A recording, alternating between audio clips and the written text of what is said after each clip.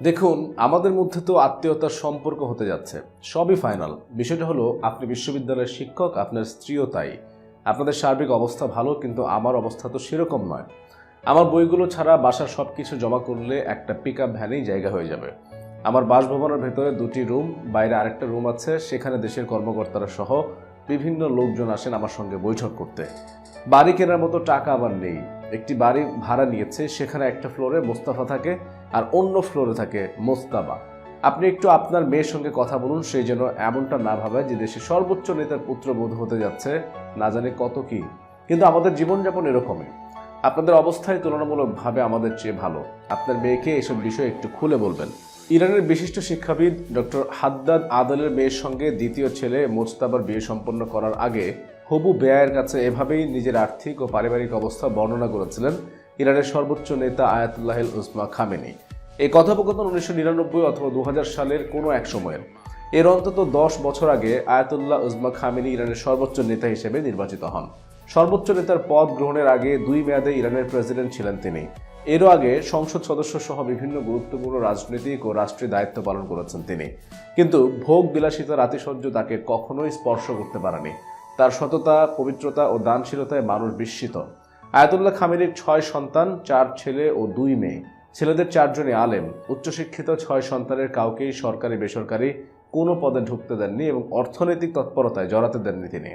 বড় 2 ছেলেই ইরাক-ইরান যুদ্ধে অংশ নিয়েছেন। ইরাক যুদ্ধে নিজের এক নাতিকে হারিয়েছেন আয়াতুল্লাহ খামেনি। ইরাকের চাপে দেওয়া যুদ্ধে তিনি নিজেও সৈনিকের পোশাক পরে ফ্রন্ট লাইনে অংশ নিয়েছেন। 1980 সালের 27 সেপ্টেম্বর তিনি প্রথম যুদ্ধে যান।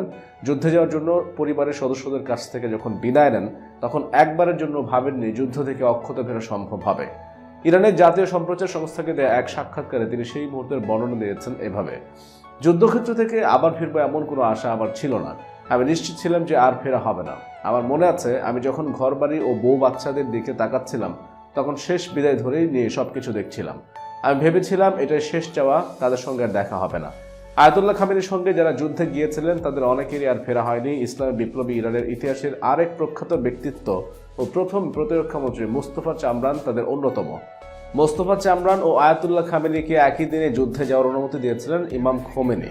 মোস্তফা চামরান পরবর্তীতে শহীদ হন। যুদ্ধ থেকে অক্ষত ফিরলেও 1981 সালের 27 জুন বড় ধরনের বোমা হামলার শিকার হন আয়াতুল্লাহ খামেনি।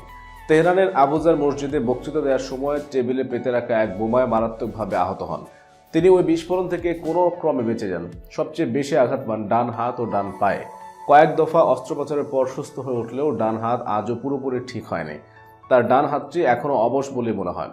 সেদিন আয়াতুল্লাহ খামেনির বেঁচে যাওয়াকে অলৌকিক ঘটনা বলে মনে করেন অনেক প্রত্যক্ষদর্শী।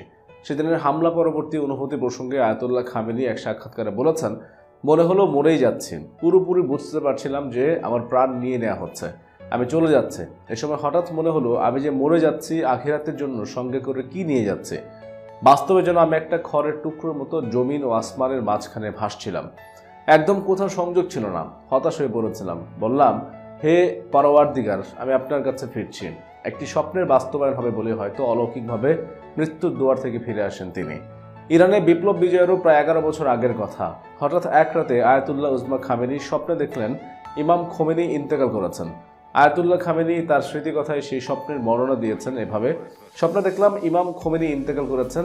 এ সময় 20 থেকে 30 জন ব্যক্তি, যাদের মধ্যে আমিও ছিলাম, মরদেহের সঙ্গে সামনে এগিয়ে যেতে থাকে।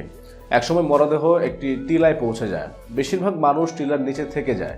মাত্র 4-5 জন মরদেহ নিয়ে টিলার উপরে উঠে যায় এবং আমিও তাদের সঙ্গে টিলায় উঠি। সাধারণত মাটিতে দাঁড়িয়ে টিলার উপরিভাগকে নিচের তুলনায় ছোট মনে হয়, কিন্তু মানুষ যখন সেখানে পৌঁছায় তখন সে টিলার চূড়াকে অনেক বড় ও বিস্তৃত দেখতে পায়। কিন্তু আমার স্বপ্নে ওই টিলার চূড়াকে নিচ থেকে যেমন দেখা গিয়েছিল, উপরে ওঠার পরও তেমনি ছোট মনে হয় এবং আমি দেখতে পাই সেখানে একটি ছোট খাট রাখার মতো জায়গা রয়েছে। আমরা কফিনকে সেখানেই রাখি। আমি বিদায় নেওয়ার জন্য মরদেহের পায়ের কাছে আসি এবং ইমামের মুখের দিকে তাকাই। হঠাৎ দেখি ইমামের ডান হাত নড়ে উঠেছে এবং মুষ্টিবদ্ধ হাতে তিনি তর্জনী তাক করে আছেন এবং তার হাতটি ক্রমেই উপরের দিকে উঠছে। বিস্ময় ও ভয়ে আমার আপাদমস্তক কেঁপে ওঠে। এরপর দেখি ইমাম চোখ বন্ধ রেখে উঠে বসার চেষ্টা করছেন। এই সময় তার তর্জনী আমার কপাল পর্যন্ত পৌঁছে যায় এবং তার তর্জনীর সঙ্গে আমার কপালের স্পর্শ অনুভব করি। আমি বিস্মিত ও হতবিহ্বল অবস্থায় গোটা দৃশ্য অবলোকন করতে থাকি। এই অবস্থায় ইমামের ঠোঁট নড়ে ওঠে এবং তিনি দুবার বললেন, তুমি ইউসুফ হবে, তুমি ইউসুফ হবে। এই স্বপ্নের প্রায় 11 বছর পর ইরানে ইসলামী বিপ্লব সফল হয়। বিপ্লবের প্রায় 2 বছর পর আয়াতুল্লাহ উজমা খামেনি প্রেসিডেন্ট নির্বাচিত হন। প্রবল জনপ্রিয়তা ও ব্যাপক রাষ্ট্রীয় ক্ষমতা দুটিই পান তিনি। এরপর বিপ্লবের স্থপতি ইমাম খোমেনির ইন্তেকালের পর সবচেয়ে সম্মানজনক আসনটির জন্য তাকেই নির্বাচন করেন নির্বাচক মণ্ডলী। এই যেন সেই স্বপ্নেরই বাস্তবায়ন। নবী ইউসুফ আলাইহিসসালাম দাসত্বের জীবনসহ নানা পরীক্ষা ও প্রতিকূলতা জয় করে আল্লাহর রহমতে মিশরের ক্ষমতার শীর্ষে আসীন হয়েছিলেন। আয়াতুল্লাহ খামেনির জীবনের একটা বড় অংশ পার হয়েছে এমন প্রতিকূলতা ও পরীক্ষার মধ্য দিয়ে। পবিত্র কুরআনের সূরা ইউসুফে বলা হয়েছে, আমি ইউসুফকে সে দেশের বুকে প্রতিষ্ঠা দান করেছি, সেখানে সে যেখানে ইচ্ছা স্থান করে নিতে পারত। আমি নিজের রহমত যাকে ইচ্ছা পৌঁছে দিই এবং আমি পুণ্যবানদের প্রতিদান বিনষ্ট করি না। এই সূরারই অন্যত্র বলা হয়েছে, হে আমার রব, আপনি আমাকে রাষ্ট্র ক্ষমতা দান করেছেন। So we pray in your mighty name for Ayatollah Khamenei that you would save him, and that when he is saved, many of his followers will come to you as well. We pray that you would save them and give them your wisdom so that the Iranian people can have better lives.